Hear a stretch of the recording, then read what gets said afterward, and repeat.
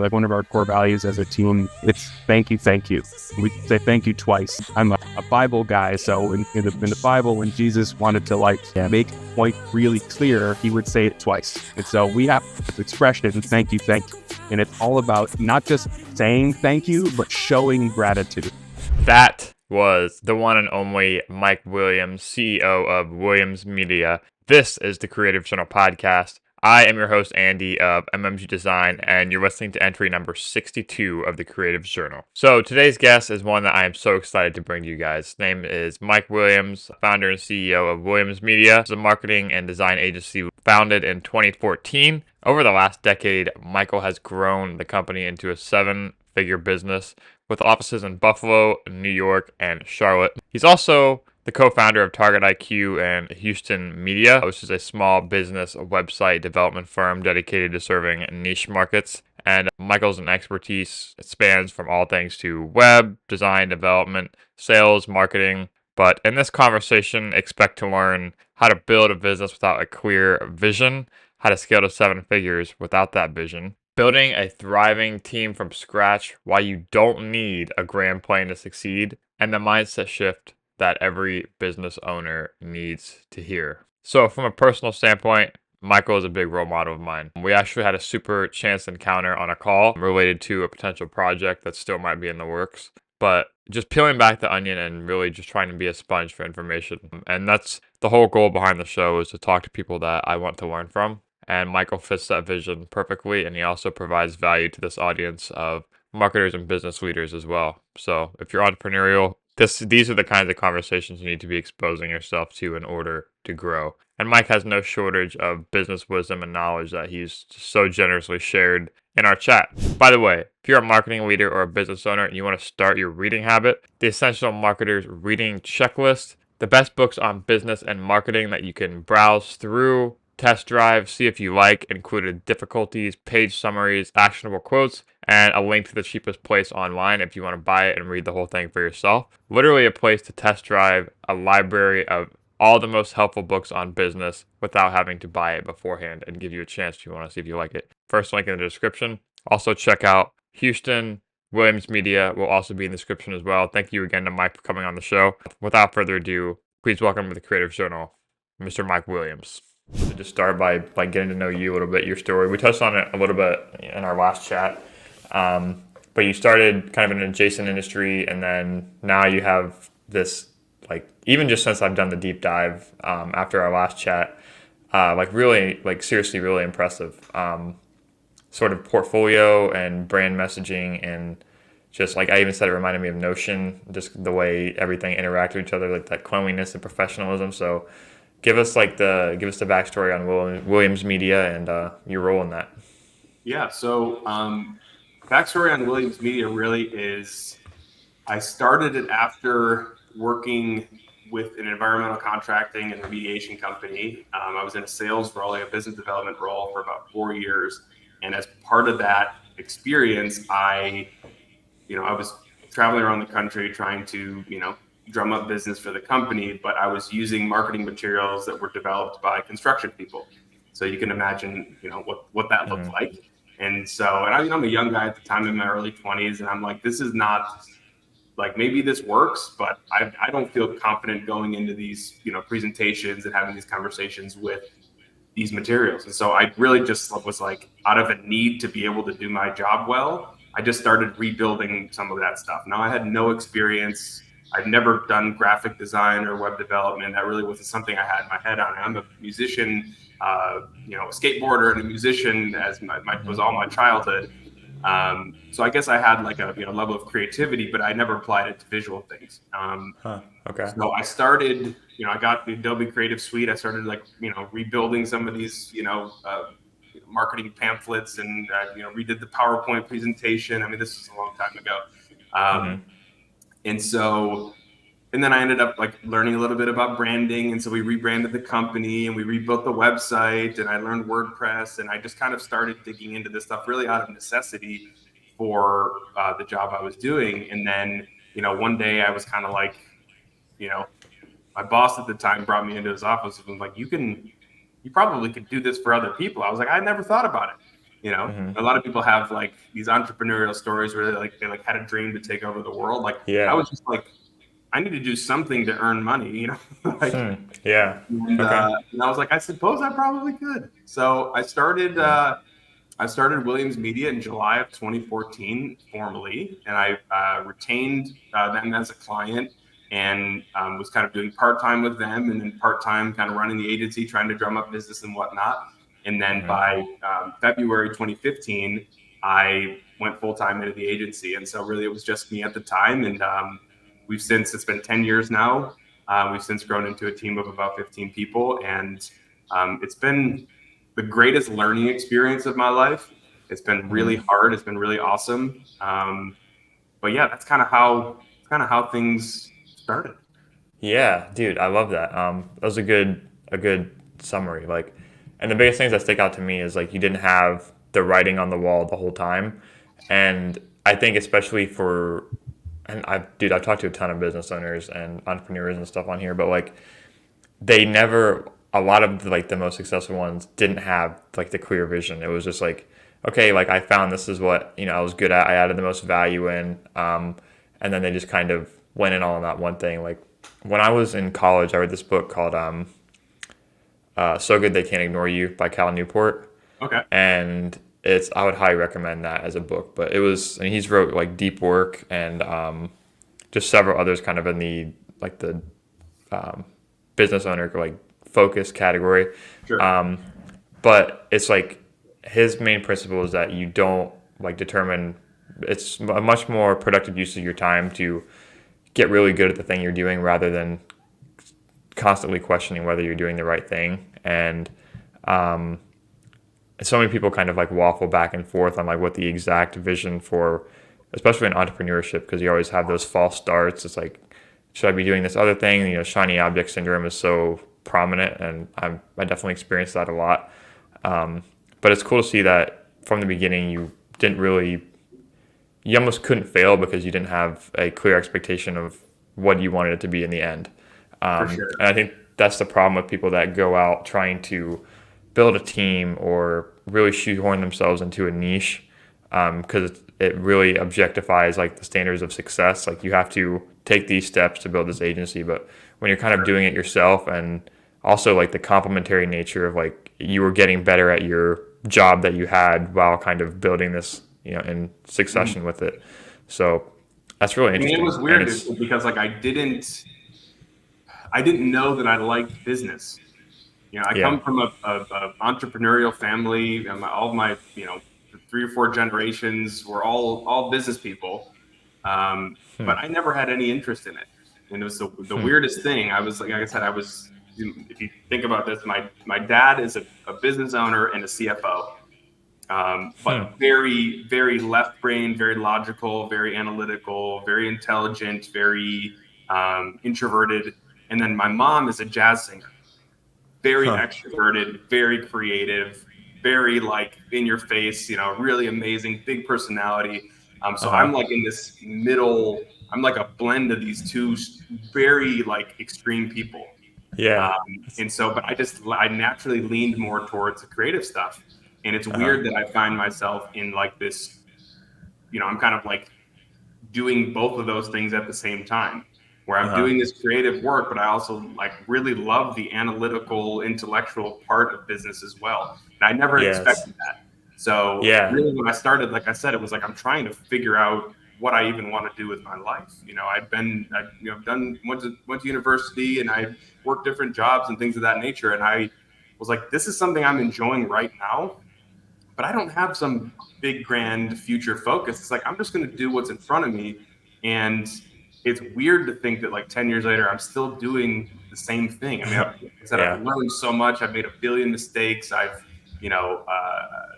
definitely put my wife through the ringer a little bit and having to deal with me. But I can't imagine doing anything else. Yeah. No, dude, that's so awesome to hear. Like, I mean, how did that? Yeah, because I think you never know like what the next opportunity is going to be, and how those. And I've even seen it just since going full time is that, and I kind of acknowledged to myself in the beginning. Okay, I have my core values, my things that I'm always going to use kind of as a reference point Sure.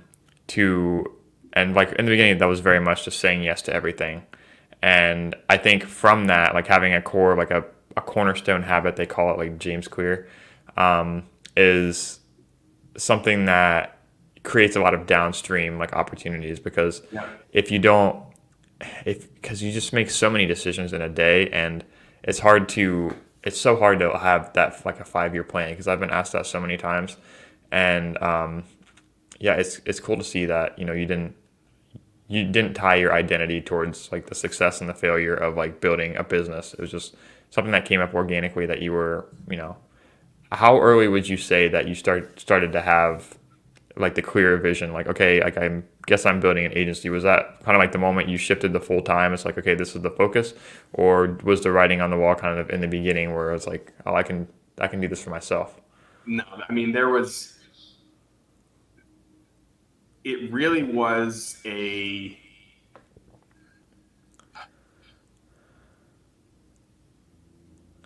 some people are very like are visionaries. They are quintessential textbook visionaries where they are like, I wonder if we could do this, and if we did that, then we could do this, and if we did that, then we could go here.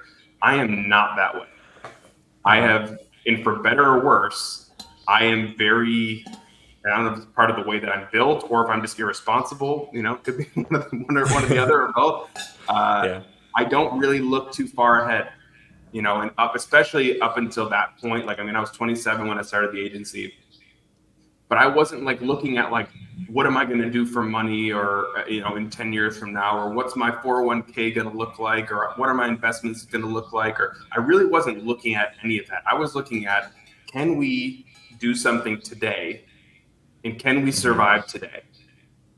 And tomorrow, whatever, we'll figure that out. I never really thought about it.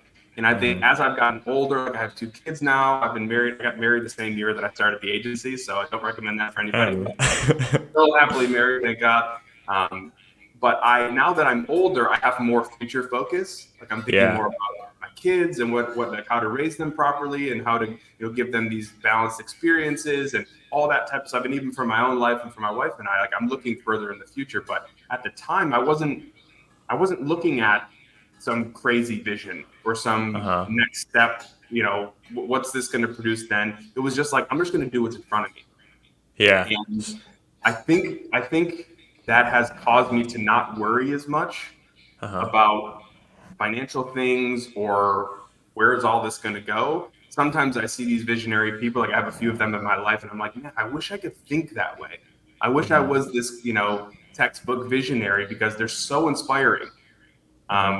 I would kind of call myself like a pragmatic visionary. Like I operate in a visionary role within the company, but I'm not pie in the sky. I'm very pragmatic. I'm very like, what can we do today that makes sense today?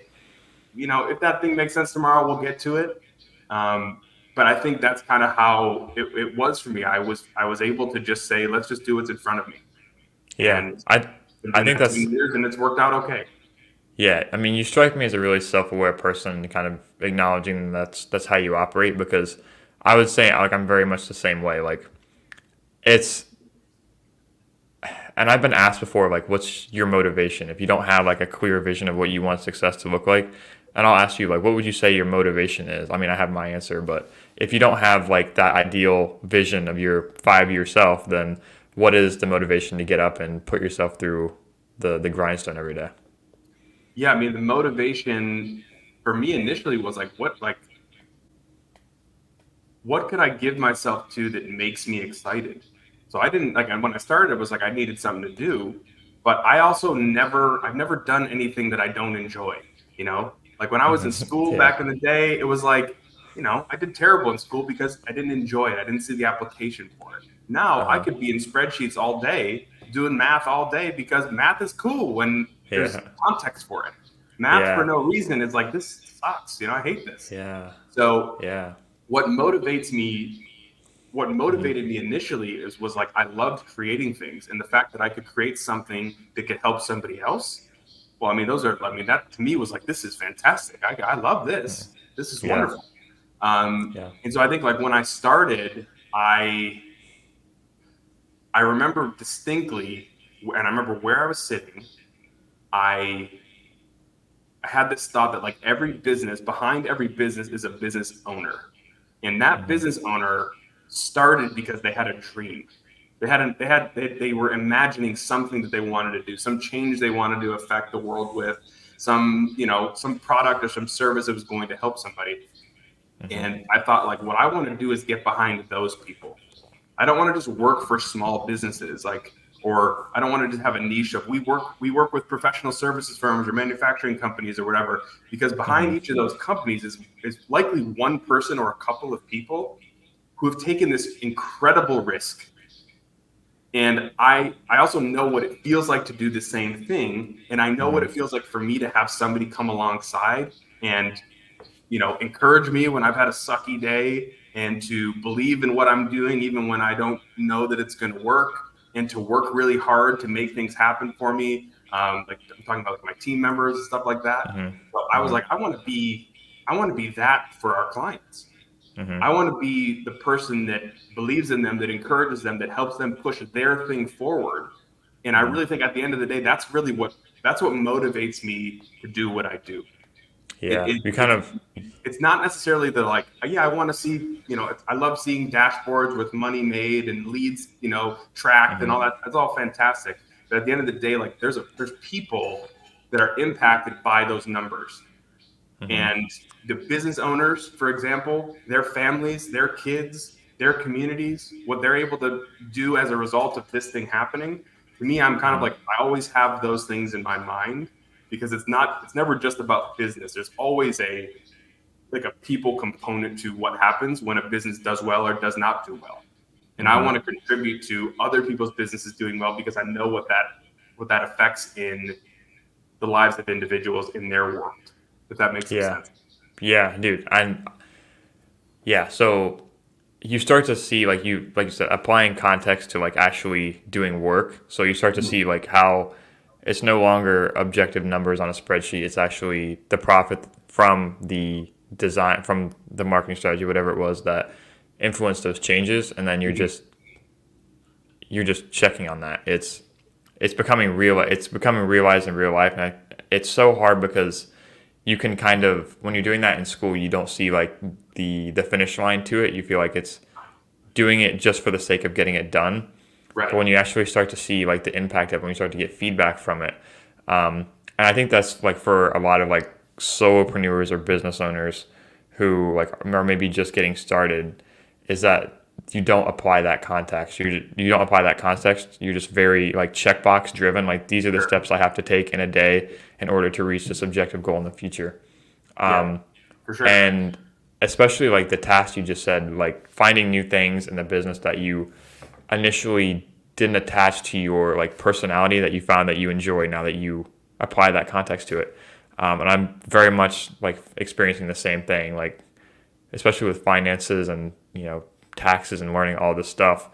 And a lot of it can be scary, and you realize that the apprehension, the anxiety that comes from these things is just from the fact that you're not leaning into them and like really dedicating yourself to getting good at them. Because I mean, it's like almost like this self-fulfilling cycle too.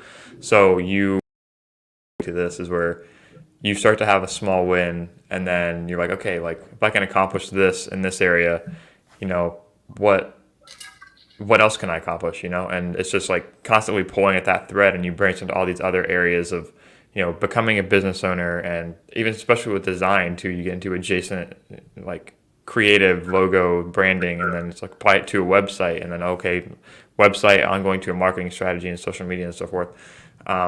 So it's I love what you said about applying context, because especially in those moments where it gets hard, like you kind of have to have that to lean back on.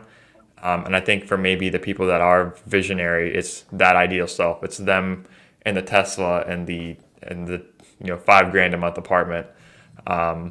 Maybe that's what their like vision is that keeps them going in that moment. But I think for other people, it's just the act of seeing it realized is enough. And especially in the day-to-day things, when you might not be doing something that's like the peak moment of your existence, Sure. which a lot of the day isn't.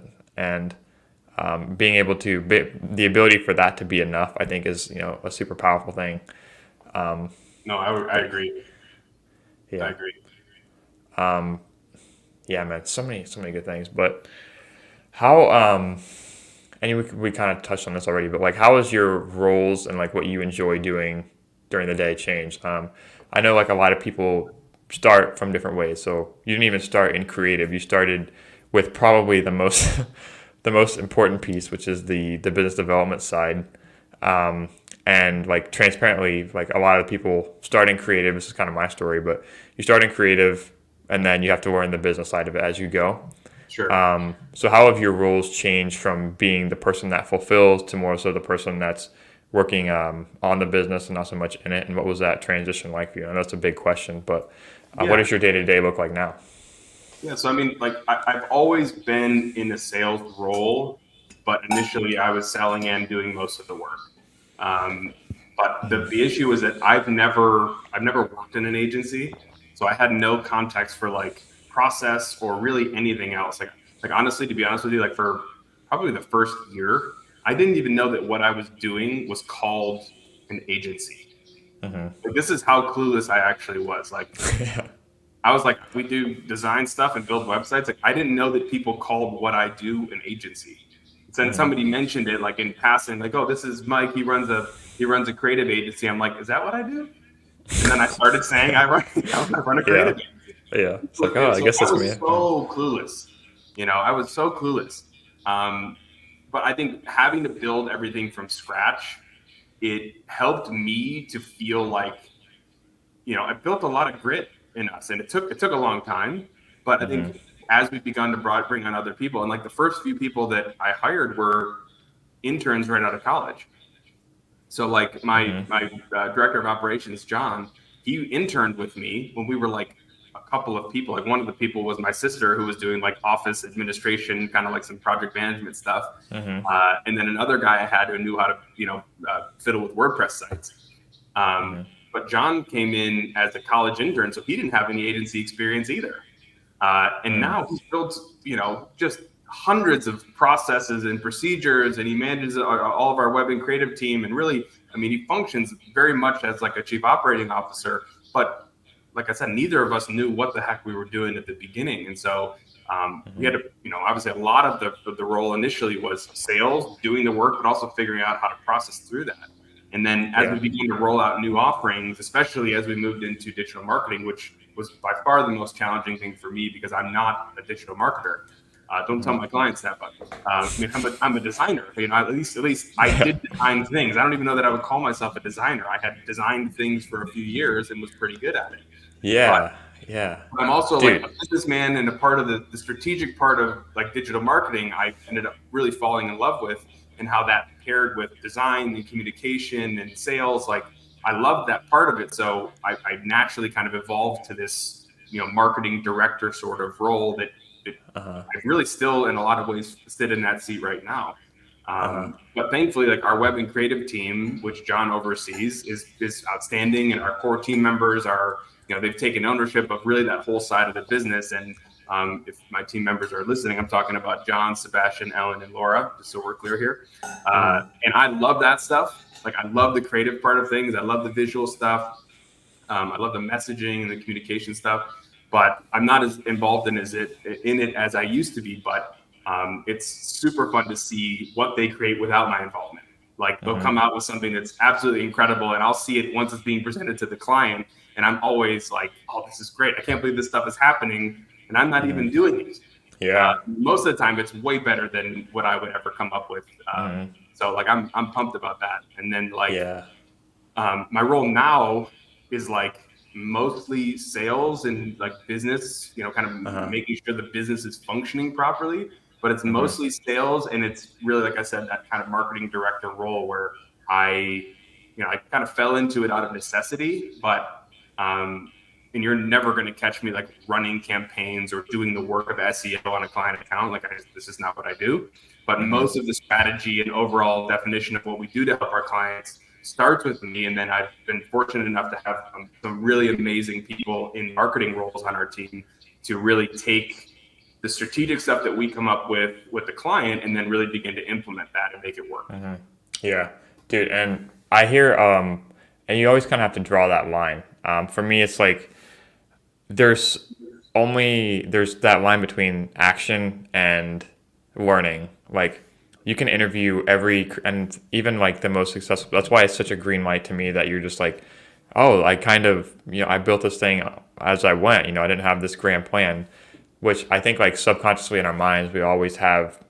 I think it's especially true in younger people who are kind of getting that false start. They're like, oh, what should I dive into? And it's a productive procrastination excuse to think like, oh, the people at the top actually have it all laid out. The people at the top are just so much smarter than I am, and they can do all these things that their team does whenever, and they usually have like their core strength that they built the business on, the foundations, the values, and then they're very self-aware as to like what they either didn't enjoy doing or didn't want to do, and then those were their first. They found people to fill those roles. So yeah, I can even see like you smiled several times just talking about your team, and I think building it because we haven't even talked about it like the solopreneurship, the freelance lifestyle is definitely for some people. But that whole other aspect of like having to show up for someone else and like it's almost another form of accountability. Oh man, for sure. Yeah, it's almost like making it real. Like you're sharing what you do, you're putting it out there because talking to clients is one thing, and that's definitely a form of validating your processes and so forth. But you find out really fast, I imagine, if your processes aren't in place, if you hand them off to someone else and then they can't do them or they struggle to implement. For sure. And I just had like I was very blessed to have like this very low buy-in experience, like just for me lately, where I got like a fully funded intern for the summer, and I was like, okay, this would be a great test drive, of like communication testing processes, like, and I recorded a ton of Loom videos, like SOPs, and stuff like this, and the kid I got paired with was incredible. Like this kid is so much smarter than I am, and I told him that every single day. Like Liam, he's going into websites and he's implementing like CSS, JavaScript, like integrations, and then he's doing like loading animations, like all this custom code stuff that he's literally writing himself. And I'm watching him do this. I was like, dude, like why am I telling you what to do? Yeah. And it was just such a cool process. It was such a cool process to see that like realize on a client's site. I was like, okay, well, this is something I was able to add without having to do it myself. Value I was able to provide, and just how energizing it is to see someone else fulfill that, and then like really be like in their natural state. Like this is what I'm good at, and then be able to package that into something that ends up, facing under your company or agency. For sure. I mean, I think the thing for me is like with like what I talked about, like understanding that there's a business owner behind every business, and knowing that like if I can come alongside them and make what they're doing better, it's going to impact so much. I think even beyond that, the way I feel about having like our team members is I want to see our team members, like nothing makes me happier than when somebody does something that is this is going to sound self-serving, but you have to hear it properly.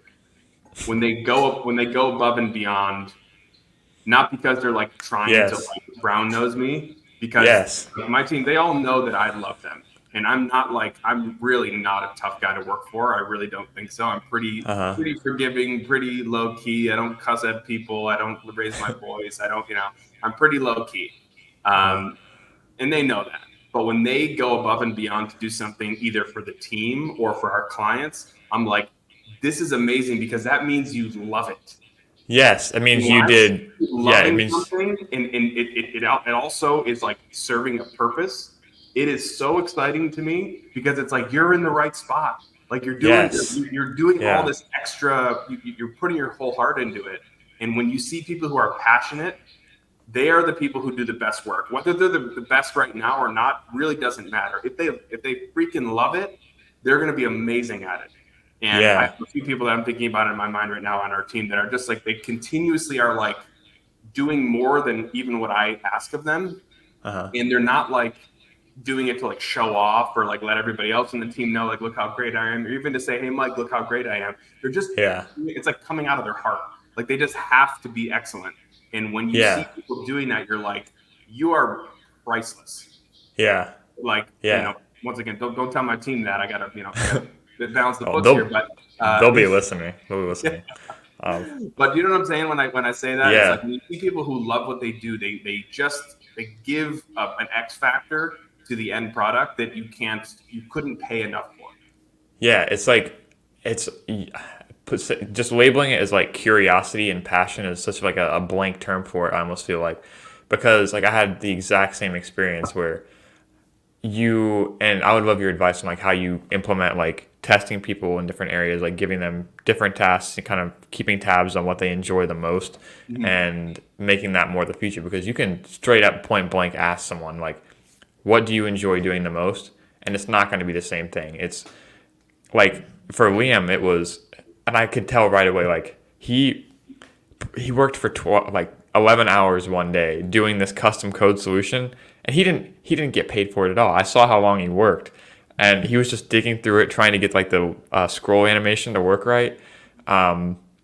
Didn't even tell me either. Like I just knew because he caught and didn't tell me, but didn't tell me how long it took. I was like that's incredible. And you can almost talk about like how people, when they talk about what they report, or I'm even thinking, because I was just an intern too, like I'm not like high and mighty in any sense, but Mm-hmm. like even when I was an intern, like the best experiences were, and the worst experiences in contrast were, the best ones were always, I was like looking forward to doing it, and I didn't really care about what the manager said. It was just, okay, this is what I'm doing, and then they kind of took that feedback, and whether, and the work kind of speaks for itself in that sense. Sure. And that's why like kind of keeping tabs on like what people are getting the most energy out of. It's tough because I know, and that's one of the things we'll touch on for sure, is building a team, what those first hires looked like.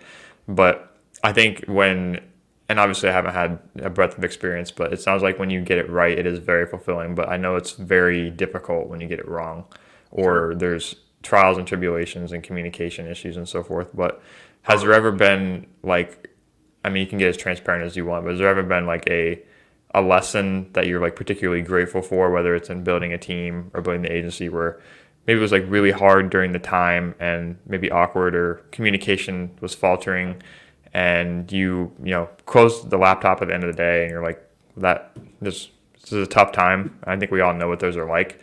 But is there any like a period of time like that, whether it's with building a team, where you're just like, now that you're removed from it, you're grateful that you learned that and it happened to you? Well, I could definitely have a handful of stories. I got to think about which one to talk about. Yeah, it's a Um, little on the spot, but no, that's okay. That's okay. yeah, Um, in some like I can think of one or two stories that I I would like to share. However, yeah, in with respect to the individual on the other end, I want to be, yeah. I you know, understand. I want to be tactful. Um, So I guess I think a better question would be, because that is a loaded question. That's not a loaded question, but it is heavy. But like, what's your internal kind of dialogue like when you face hard times as a business owner, and how do you like take away the lessons from that and kind of detach from like the day to day when you might feel like it's never going to end, or you can't kind of see the way out of it, like whether it's like a brief stint or it's an ongoing, like tough time. yeah, I mean, I think to me, I get very simple with it. Usually, the first thing I do is talk with my wife. Um, she's a she's a pistol. She shoots me super straight. Um, she's tough. She's very wise. She's brilliant, and she knows me very well. So that, I think it helps to have somebody in your life who knows you, and not just like the podcast version of you, or like the Sunday morning version of you, like, but they know you on your worst days, and someone who you trust their wisdom and their advice. So, but I think what generally happens is I get to this place of, if let's say it's a financial thing, cash flow is weird or whatever. I've never gone a day without eating, and I have this little like thing that I do. Like when I go to Chipotle, like I put guacamole on my burrito. Or like I might not be living in the penthouse. I might not, whatever at this point, or we might be struggling financially right now, or for this moment, or whatever. Leads might have dried up, or have an issue with this project, or whatever. But when I go to Chipotle next week, I'm gonna put guac on my burrito, and they're gonna say, it's extra. I'm gonna say, yeah, no, it's extra. Give me that guac. You know what I'm saying? So it's a stupid small thing. The way to say, like, I'm doing just fine. I got more than one pair of shoes. You know what I'm saying? Like, I am doing just fine. And I think the curse of the entrepreneur is like you have some success, but you always want more. There's probably a list of curses we could go through that you need to be aware of. But one of the main things is you could never be happy, or there's always more to strive for and to achieve. And I love that. That's an amazing thing because it keeps you sharp and it's fun and the journey's amazing. But infinite game. You never enjoy where you're at right now because you're always pining for this next level of success. And so I think what happens in those tough days or those difficult times, I'm just like, I've been fine every single day up until right now.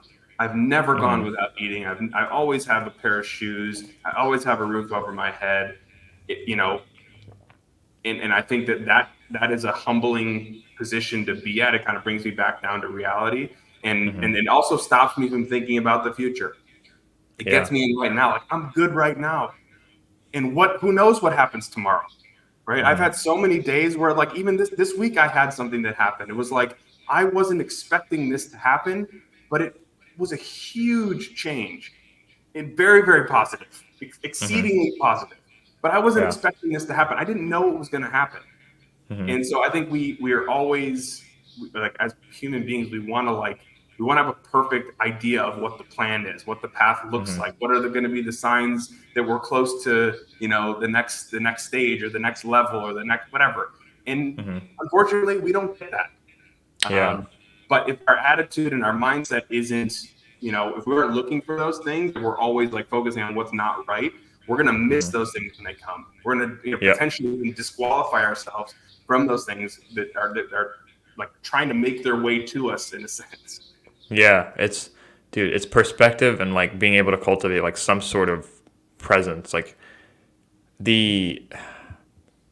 like perspective. And like I think and I've talked about it a ton, like with other business owners, like they usually have some kind of a job or some experience where they're comparing what their day-to-day looks like now to something in the past, and 100% can relate to that. Like even on your worst day where, say, you drop a retainer client, or your marketing isn't working, or something just totally falls flat, you run into a project on a website which you've just been going to war with all day and you're going to miss deadlines, like all things that we deal with, financial problems as well. It's like, where's the next check going to come from? It's like all of these things, and I would have been dying to be doing this right now when I was a personal trainer cleaning shit out of the toilets on my summer internship. And it's evolutionarily productive that we're wired that way, because we're always looking for the next thing. But it's just the gap between happiness is like the gap between your desires and your expectations. And there's something to be said for resetting the expectations and not just throttling how far you want the desires to go. So trying to meet somewhere in the middle. That's a good quote there, man. I like that. Thank you, man. That's really good. I'm thinking on the fly here. I'm just trying to waffle a little bit. You're all philosophical. I want to write that down. Happiness is the gap between your desire and your diet. Whatever it was. Desire and expectations. Yeah, exactly. Yeah. But thank you. You're bringing it out of me. But like, that's why it's because we'll always compare ourselves to other people. And even like, I don't know if you remember in our first chat, I was kind of fanboying a little bit, like asking you questions like, how'd you build the agency? Like, what were your biggest, like, what were your skill set, your biggest pain points? What are you focused on? Yeah. And I even said, I was like, all I'm doing is comparing myself to the person who's 5 or 6 steps ahead, instead of like to the past version of yourself and what you were doing yesterday and what your mindset was like yesterday. And it's so hard to be like the fish inside of water, trying to analyze growth and be that own mentor for yourself. But it takes references, it takes other ideas, and sharing what's going on inside your head. But yeah, man, And you got to have people around you who are gonna check you. Like, right. it's really helpful to have people, like I said about my wife, and I got a couple of other like close confidants who will shoot me straight when I'm trying to get whiny for a second. And if you've not read this book called The Gap and the Gain by Dan Sullivan and Ben Hardy, it's so good with regard to this. Yeah. I'm not gonna quote anything from it because I'll won't do a good job, won't do it any service. But it is a fantastic book for business owners or like just people who kind of hold themselves to a high performance standard or who have great big dreams and goals. It is like I read it at the beginning of this year, and it really has reset a lot for me. No, I'm not like cured of that predisposition. Yeah. However, it's given me like a frame of reference to go back to. And the whole idea is like there is a so far that you have come that you can tend to discount or forget about, and all you do is look at how far you have left to go. If you can shift your perspective to say, look at how far I've come. The fact that like 75% of businesses don't make it to 10 years, like I beat 75% of people, not that it's a competition in that sense, but like that, maybe I'm not where XYZ company is, or this dude I met, or that lady I met, or whatever, but like, I'm doing okay. I still have a company. My kids are fed. Like we have to find these reasons to be grateful for where we're at, because otherwise you can have all the success in the world. You don't enjoy any of it. You're more miserable as you get more and more wealthy. If you can't enjoy and be grateful for where you're at and how far you've come. And that's an exercise, a daily exercise that you got to do. Because you can always find somebody who has it better than you, or who's farther ahead than you, or who makes more money, or has whatever. It doesn't matter. There's always something to be ungrateful for, but there's a billion more other things to be grateful for. And if you can tune your brain to just do that, and you find these ways to rehearse that, it changes a lot. I know, like one of the things we have, like one of our core values as a team, it's thank you. And we say thank you twice. I'm a Bible guy, so in the Bible, when Jesus wanted to make a point really clear, he would say it twice. I think that might be like an old Hebrew thing or something. I don't quite know how that all started, but he would say the word twice. And so we have this expression, thank you. And it's all about not just saying thank you, but showing gratitude. So how do you show gratitude to someone?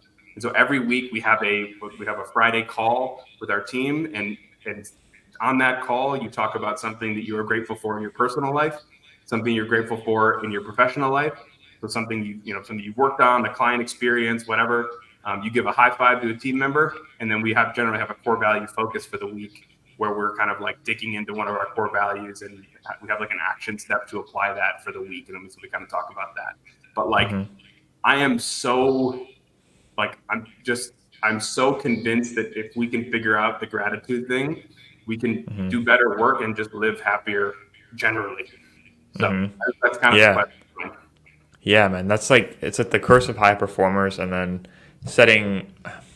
not always moving those goalposts. And it's like you said, man, it literally changes. So it starts like, okay, how can I just scrape towards tomorrow? How can I get to the next day? And then things start to become real, and then your perspectives change, your goals change. You have a family, you have a team, you have financial expectations, you have financial burdens, you have expectations that you set for yourself personally. And it's, man, it's so good. Like I can't even, But anyway, like to get more tactical, how have your guys' structure, team, services, how has that kind of evolved throughout like the needs of like of customers that you are working with now? So you started more in the traditional, I mean, you started it from the ground up, so more traditional web design, marketing, collateral services. How does that kind of differ from what you do now, and how has that kind of evolved over time? And where do you see yourself allocating more of your efforts and so forth towards in the future? Yeah. Well, I think that like when we initially started, or at least for me, when I started, like I had experience designing things, but I didn't have experience in web. But it was like at the time, the web was a thing, the internet was a thing. I'm not that old, but I just was comfortable designing logos and branding and more print related things. And then I was like, well, if I'm gonna do this for real, like I got to learn how to do the website part of things. So we started, I started learning how to build WordPress sites, and that became part of it. And then it was like, well, people who have websites, they don't just want a website for the sake of having a website. The website is to serve a purpose, which is to educate the world about who they are, to drive new business to their company. So we were like, we got to figure that out. And that's kind of where social media, like Facebook advertising, all that stuff really started taking off and was really becoming a massive thing. And so we dabbled in that and got some level of comfort and a level of quality, a level of experience in that. Once again, like I never really enjoyed that piece of it because I never saw how it all connected. We're just going to run Facebook ads for you. We're just going to run Google ads for you. And then really wasn't until maybe a few years ago, maybe 3 or 4 years ago, where we kind of started to consider how sales and marketing work together. So like what people would call like account-based marketing is a common term now for that. How do you integrate sales and marketing? Because a lot of times, especially for the companies that we're working with, we're not really dealing with, most of the people we work with are not like e-commerce shops. It's not like a click, see ad, click ad, go to website, purchase, have it shipped to you. Most of the time, that's not the case. Although we do have a couple of clients like that. Most of the people we work with it's B2B. So B2B, it takes longer. It takes relationship. It takes nurturing. It takes consideration. It takes all these different components. And so my thing was like, how do we connect marketing, so branding, communication stuff, marketing, and sales? How do we integrate all those things together? And so that's a lot of what we do now in working with our clients is account-based marketing. So we're teaming up with sales teams, and we're building systems to be able to function with them, kind of partner with them to make what they do more effective and more streamlined. And so it's not just like marketing is over here and sales is over here. I find that most companies who have that scenario, they're frustrated. There's no collaboration, and you kind of miss out on the synergy that happens when marketing and sales works together. So a lot of what we do now is kind of pointed in that direction. Yeah. And I mean, I would love to get your opinion on like how niching. So the way you kind of describe Williams Media right now is like it's almost like a fractional sort of like team edition model where you're getting the benefits of this whole team with all these areas of expertise. Traditional, more of agency, but it's not. You're adding the value of everything without diluting yourself in a bunch of different directions. Sure. And I love that because it's more of a partnership mindset rather than a employee mindset. So it's like I think a lot of freelancers kind of fall into like the day to day of, okay, like you're hiring me, I'm gonna do these checkbox tasks. I'm your designer, like you tell me to do this, this, and this. Work off the sheet of revisions, and it's not as much of a communicative process as. Sure. And I think that it's like that with any industry, But how did you kind of? I mean, you've adjusted to like the needs of the industry and so forth, and all the advice that you'll hear, like courses, business podcasts, everything, they'll all say to find a niche, get really clear on your ideal target customer, and sometimes they don't all fit into that like polished white box of this age group, this industry, this demographic. And at the end of the day, you want to work with the people that energize you. Like there's no really any better way to put it where the communication is easier. It's not stressed. You don't feel like you have to impress them or live up to their standards. But you're really working together. Like they offer solutions that help you and their different expertises. And it's just like a really collaborative process where you let them focus on what they are the best at, and then your services, your skill set, your body of work can like lift that up. And for you guys, it's obviously the sales and marketing piece and integrating those together for organizations. But is that kind of how you present it to organizations? Basically, like these are the needs that we think you guys might have, and how we can slot those in there, because we have these. It's almost like a fractional kind of marketing advisor where we can do these services, and this is how they would fit into what your business is and how your sales and marketing teams are already working, and here's how we can like slot ourselves in there. Is that kind of how it goes? Well, the way I would say it is like we have what we would call like core services, or like built out processes and ways that we do very particular things. But we kind of, and I heard this analogy, this is coming to my head, when you're golfing. This guy I know is a fantastic golfer. He told me when you're golfing, you want to hold the club like you're holding a bird. Okay? You can't grip it too hard because you'll kill it. And you can't grip it too loosely because it will fly away. And every time I golf, which is about once a year, I think about that, because I think that's how I look at our services. The marketing, design, web, internet world is still in its infancy. So if we hold that too tight, we're going to choke ourselves out. If we're too focused on what is working today, we're never going to innovate for the future. So while it's very important that we, have core industries that we work with, I wouldn't say that we are like super niched down. And I know that really works for some people, and I have no issues with that at all. In fact, I've tried to do it so many times, but every time I try, it's like, but what about this? And I love how you said that word, energized. If I do this and I don't do that, like if I did this over here, it would really energize me. Now you have to be concerned about shiny object syndrome, which is very real as well. But I think as I've gone through this over the years, I know what a good opportunity is and what isn't. Not that I don't make mistakes anymore, because I certainly do, but I'm better able to vet opportunities as they come. Hold our core services with that loose grip, because we don't want to get stuck in this, we're just do the same thing over and over and over and over and over and over again. And then we, in another 2 years, we're obsolete. Like with everything happening with AI right now, we're putting a ton of money and attention into developing our own LLMs and our own neural networks, so we can, the way I say it is, our CMO, Jeremy, he's freaking brilliant. He goes out into the future and he tests a bunch of crap at Williams Media, and then brings it back so that we can apply it to our clients. But like, if we're not investing in that, if we're not doing that, and we're too focused on like process and like the niche that we serve right here, right now, I think that,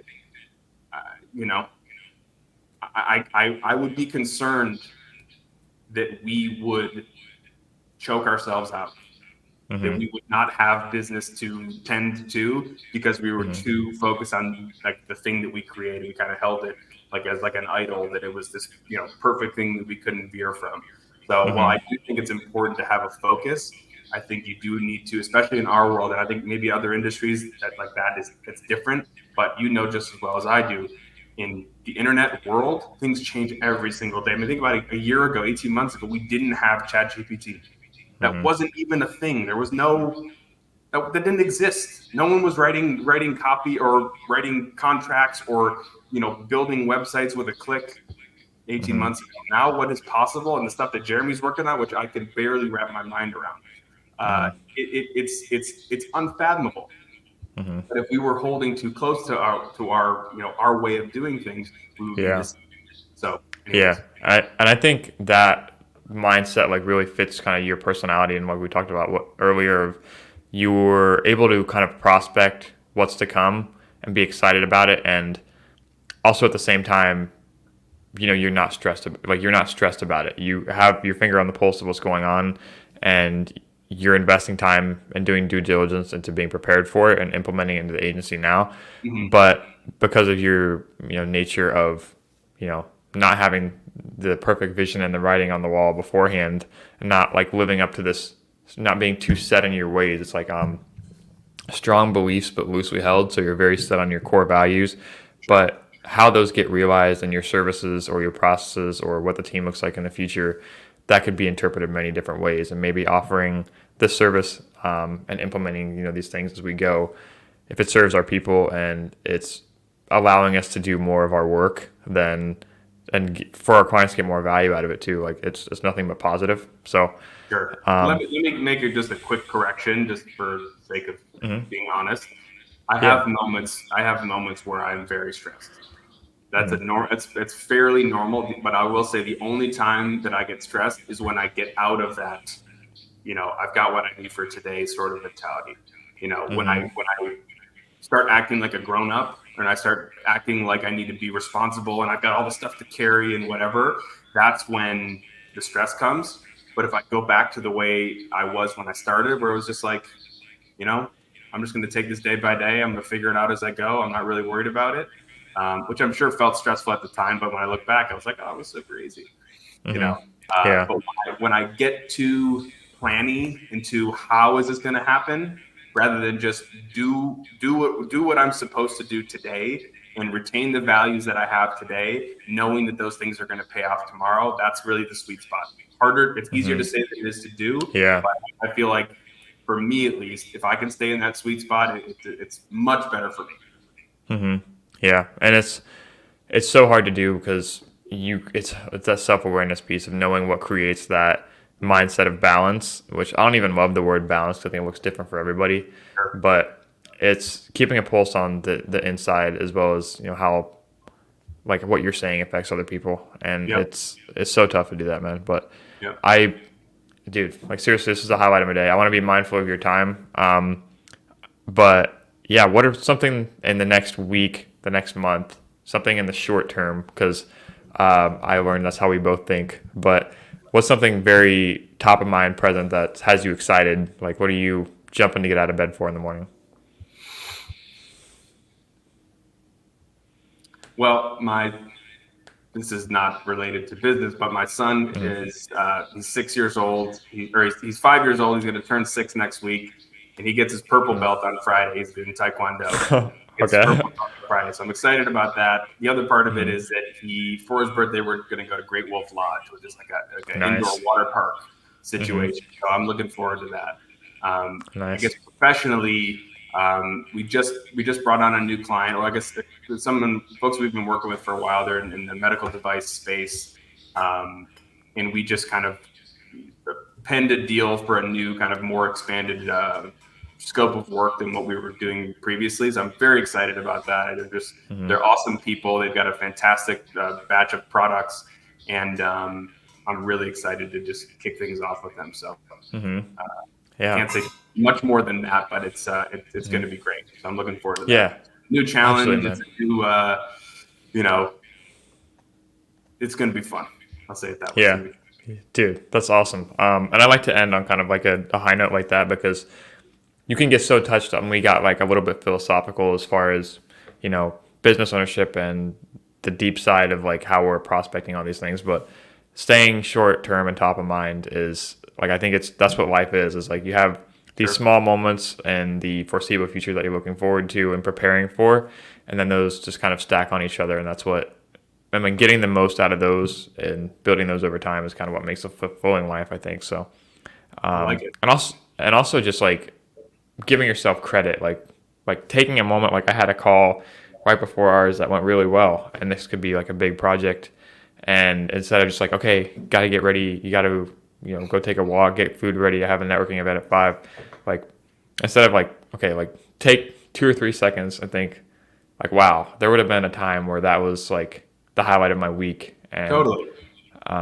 So just bringing that top of mind and, giving yourself a pat on the back, because you are a mildly impressive person. So, thank you, man. I will do that. But yeah, man. But where can people go learn about Williams Media, Houston, and all the cool stuff you guys got going on?